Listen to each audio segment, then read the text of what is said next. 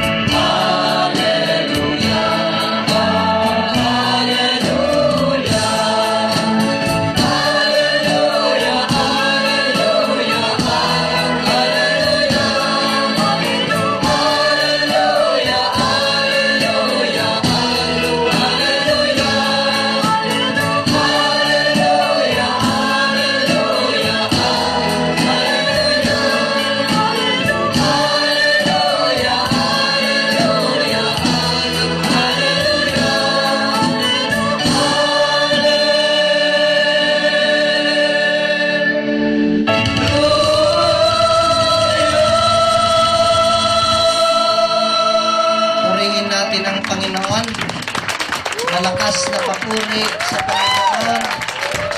Ganun lang ba ang pagpuri ang mga anak ni Yahweh El Shaddai? Itaas yung mataas ang kamay. Malayang magpuri sa ating Panginoon. Kamusta na kayo?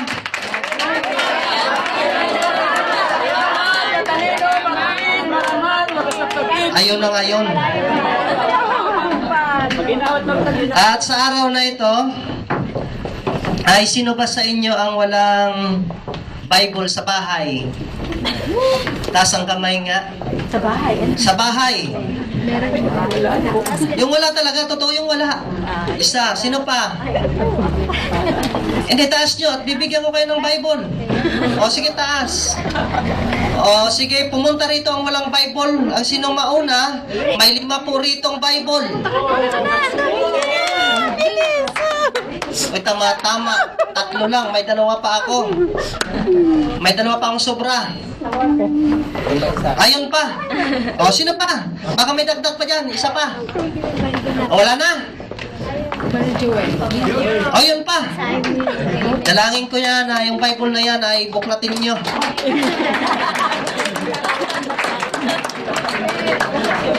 O, ngayon, mabubuklat nyo na yan. Simula ngayon. At sa araw na ito ay, sige, buklatin ninyo.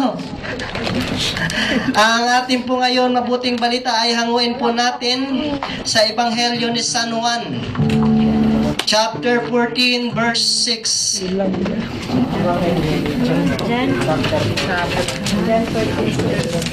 Yan ang ating tema ngayon. GN yun, no? Hindi pala makita. Ayan, sa harap. Yan, Ang sabi po rito, sumagot si Jesus, Diyan, ano yun? Diyan. ako ang daan, Nandito naman. ang katotohanan at ang buhay. Walang makapupunta sa Ama kundi sa pamagitan ko. Ito po ang mabuting balita ng Panginoon.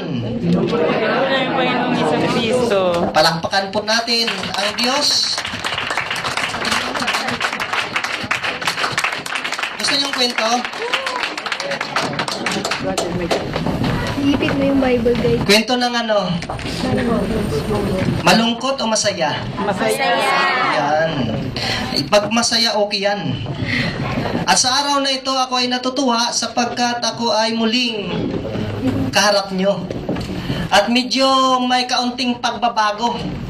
At dahil may kunting pagbabago, dahil naiilang ako sa aking suot. Naiilang ako sapagkat sabi ko hindi ako makakilos ng maganda yata sapagkat ang mga anak pala ni El Shaddai pagka binago na, bago din ang mukha, bago din ang suot. Amen. Yeah?